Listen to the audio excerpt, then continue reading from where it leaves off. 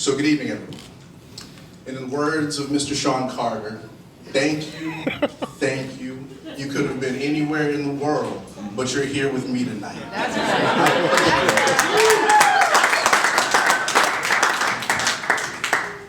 To my family and friends, to my teammates and classmates, to those I've stood shoulder to shoulder with in the struggle to create a more just world, allow me to reintroduce myself. My name is David Halbert, and I want to be Boston's next city councilor at large.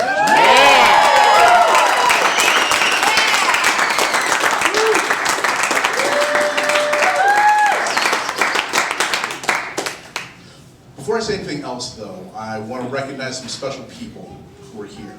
The first is my wonderful wife, Lauren.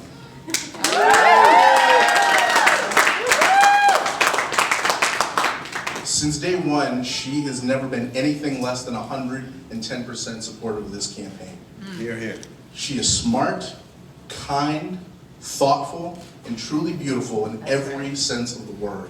She is an amazing mother and an example to our two little girls. And she is the love of my life. Aww. Thank you, I love you, and I couldn't do this without you.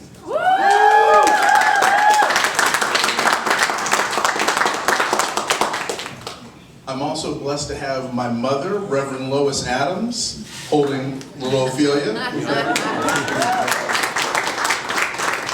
my aunt, Miss Tracy G, here tonight, up from Virginia. Thank you. These two incredible women have given my sisters and me so much in life.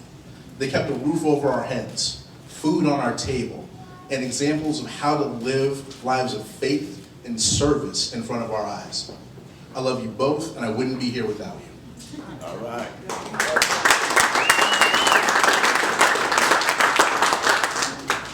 So now we come to the question of the day. Why? Why would you put yourself out there like this? Why would you make yourself a target for the press? Not that that would ever happen. Why would you spend all this time talking to strangers? Why would anyone want to be a Boston city councilor? And the answer is at the same time simple and complex. I want to help people and think this is one of the most effective positions in the city of Boston to do that. It's simple because it's true. I was raised with a bedrock belief that we are all God's children and that we each bear a responsibility for our neighbor, to comfort when they are afflicted, to lift up when they fall, to defend when they are unjustly attacked. This belief has always guided my actions and has never left my heart. But this drive to help is also complex, because this world is as well. We only need to look outside on the streets of this city to understand that. We live in a city of incredible wealth, with glittering towers that touch the sky. And yet in the shadows of those towers, we see those with little to nothing, fighting to be recognized, fighting to be seen, fighting to survive. We must help them. We live in a city with some of the most advanced and well-resourced educational institutions in the world. But we also live in a city where just down the road from those ivory towers, families send their children to schools with genuine worry that a misstep on a trash-covered playground could expose their children to infection, disease, or death. We must help them. We live in a city with neighborhoods where residents walk and children play, where fears of violence in the streets are as alien as championship parades are common.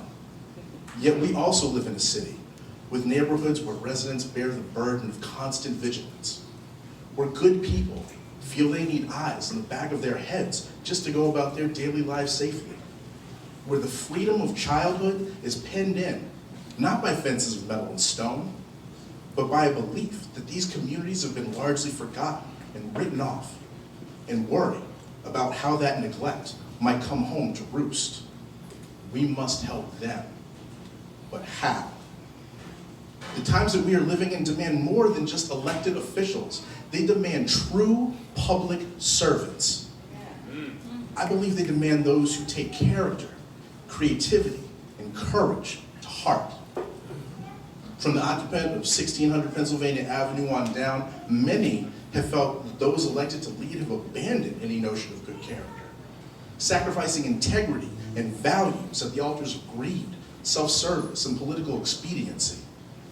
In an hour as dark as this, those of us who believe that there is value and genuine nobility in public service, in servant leadership for the good of the community, rather than our own enrichment, must stand up and be counted.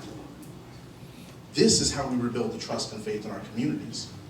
Leading by example, being true to our word, letting others know that we can be opponents without being enemies. That's right. By illuminating the way forward with the light of character, we can help start down a path towards greater cooperation and understanding. What can seem like such a small and obvious step can in fact be the hardest one to take. Yet creating a space where citizens know that they and their ideas are truly listened to and respected, even if they don't receive the outcome they want, is a fundamental building block for creating more dynamic, effective, and impactful decisions to make this city better. In a city like Boston, with so many moving parts and competing demands for attention and resources at any one moment, we should and we must be more innovative and creative in how we address the challenges in front of us and how we look to get ahead of those challenges in the future. In education, that means creating stronger pathways between Boston public schools and genuine career opportunities. One way we can work to achieve this is by establishing a new type of municipal apprenticeship program. Under this proposal, city agencies will be directly partnered with city high schools to create opt-in opportunities for students to learn about what they are and what they do in an in-depth and real way, as an addition to their regular course of study. We know the value of building professional networks in terms of finding opportunities and making a way towards advancement. Sadly, we also know that historically, many communities in this city have been intentionally left out of those conversations for generations. Many of our BPS students are from those same communities and fighting against that legacy. This is a way to address those professional inequalities by using city jobs to invest in city kids. If successful, this could provide a blueprint for a model that can engage our private and nonprofit sectors, as well as create an abundance of new opportunities for young people throughout Boston. In economic development, this means finding new ways to help our Main Streets program increase their capacity and connectivity to one another. We get the most out of Main Streets when the different organizations engage with each other and strengthen our citywide local business network, rather than operating simply as discrete entities. We should have a citywide Main Streets conversation where executive directors, board members, and others interested in the program can meet and exchange best practices. This type of endeavor helps expose active, engaged members of our communities across the city to ideas, services, business opportunities throughout the rest of Boston. Additionally, those who attend would develop tools and hone skills that would help make each Main Streets more efficient in serving its area of responsibility and increasing its level of value and impact in its community. And in public safety, this means pushing for more tools to increase transparency so that communities can have a better sense of who is on their streets and what they are doing. I believe that a civilian review board is a logical and needed step, particularly in helping communities that have long felt over-policed and underserved regain the level of faith in Boston police actions and positions, the kind of faith that every community should have.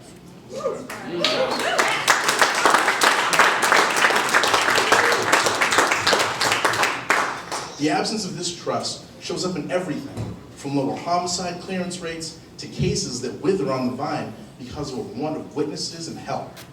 The more tools we can use to rebuild this trust, the better for all of our public safety outcomes and Boston's security as a whole. These are just a handful of the ideas I want to work on as your next city council. Finally, I know firsthand that this job demands courage. Courage to speak up for what is right and good, even when it is not simple and easy. Courage to stand up when necessary to the mayor, to fellow councilors, and to other special interests on behalf of constituents in need and good ideas in need of a champion, even if that means you walk alone.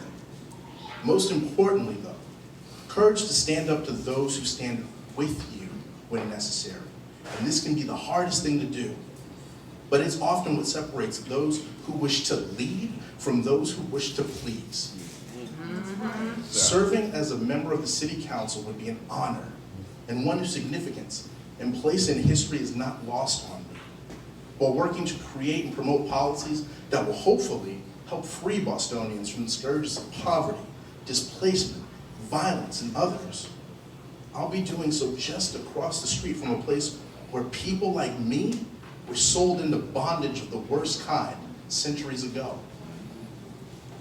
As I walk across Government Center Plaza into the building each day, intent on using my position to help show why this city is great to the entire world, I'll do so remembering that was also the site where the flag of this nation was used not as a symbol of freedom, but as a weapon of hate, intent on harming someone who could have been my father, my uncle, my brother, simply because they looked like they didn't belong there. While the echoes of sacrifice, of pain, of injustice ring out across this city's history, it is also a place where hope resides and progress is realized. Because City Hall is also just down the road from the corner of Park and Beacon, where on a warm day in January of 2007, I stood shoulder to shoulder with people from all corners of the city and beyond, of every race, creed, and color, and watched the inauguration of a black man as governor, a dream of so many who came before made manifest, a door to a more free and fair future opened wider for those to come. That day, more than almost any other, showed me how the power of faith and hard work can change the world. So now, in a spirit of optimism, in a spirit of service, and in a spirit of community that is greater than all of us, because it includes all of us, I humbly ask for your hands and your hearts, your voices and your votes, your treasure and your trust, and the honor and privilege of serving as your next Boston City Councilor. Thank you.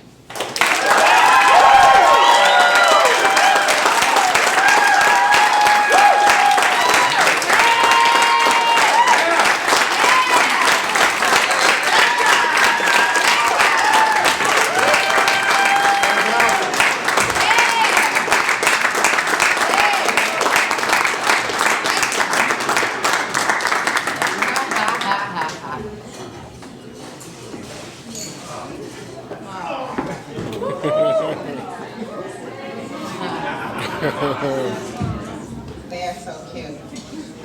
Hi, everyone. I've met some of you as I walked around the room. I'm Stephanie Everett. They tapped me to be his campaign chair.